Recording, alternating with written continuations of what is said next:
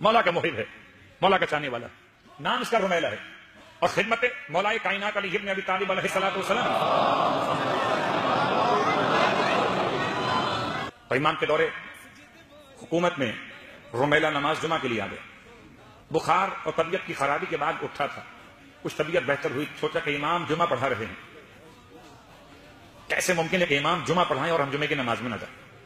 پہنچ گیا، کہتا ہے خطبے کے دوران مجھ پر ذرا کپ کپی طاری ہوئی، لرزہ طاری ہوا کہ بخار نے دوبارہ سے حملہ کیا، اور میں بہرحال ہل کر رہ گیا، مگر نماز میں نے مکمل امام کی اقتداء پڑھ لی۔ نماز ختم ہونے کے بعد امام سے ملاقات کی، امام فرماتے ہیں رمیلہ تم پر خطبے کے دوران اتنی کپ کپی چڑھی کہ تم لرز گئے۔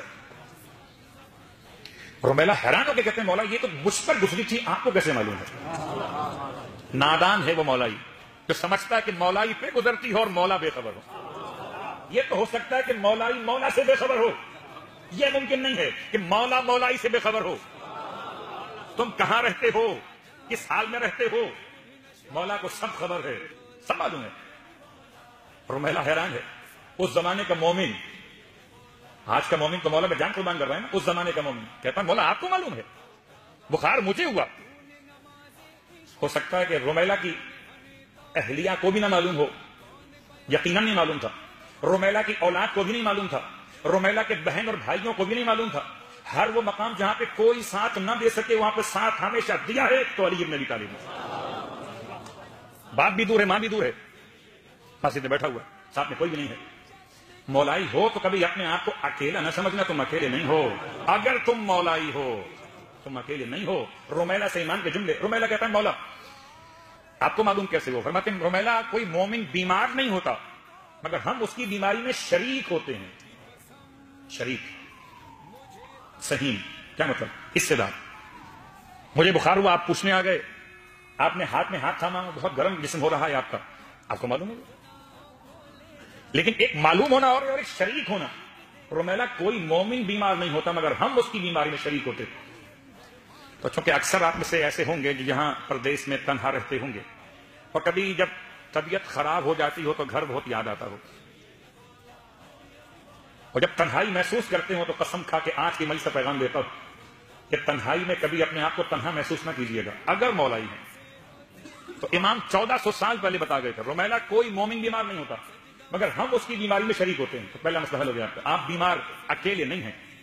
اب رکے رہیے گا، لوگ سمجھتے ہیں شاید دوا میں شفا ہے، نہیں، دوا سنت ضرور ہے مگر شفا دوا میں نہیں ہے۔ کبھی اگر دوا استعمال کرتے کرتے آپ کو اندازہ ہو کہ دوا اثر نہیں کر رہی تو پھر کسی مؤثر کا نام دیجیے۔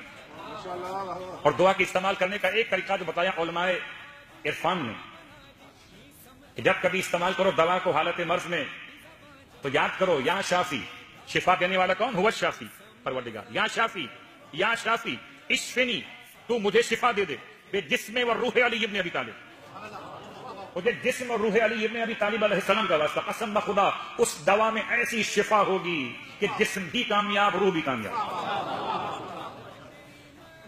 اس لیے کہ کوئی دعا قبول ہوتی ہی کب ہے بغیر توسل علی ابن ابی طالب علیہ السلام کے۔ رمیلہ کوئی مومن بیمار نہیں ہوتا مگر ہم اس کی بیماری میں شریک ہوتے ہیں، نمبر ایک۔ نمبر دو، رمیلہ کوئی مومن پریشان نہیں ہوتا مگر ہم اس کی پریشانی میں شریک ہوتے ہیں۔